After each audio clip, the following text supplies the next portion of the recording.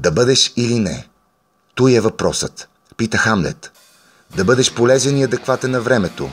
Отговорихме ние с апликация с цялата програма на четвъртата нощ на театрите, която се случи на 19 ноември 2016 година в 15 български града. Час по час, град по град, театър по театър, представление след представление, за да улесни максимално всички почитатели на театъра. Защото тази инициатива наистина прави една нощ в годината много дълга и изпълва с театър от първата до последната минута. Вдъхновен от 400-та годишнина от смъртта на Шекспир, цялата рекламна кампания на инициативата беше базирана на творчеството на прочутият автор.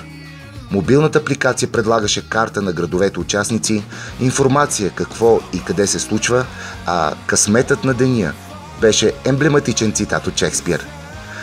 Безплатното мобилно приложение беше изтеглено над 11 000 пъти с основната идея събитията от нощта да достигнат и до публика, която по принцип не посещава редовно театралните представления.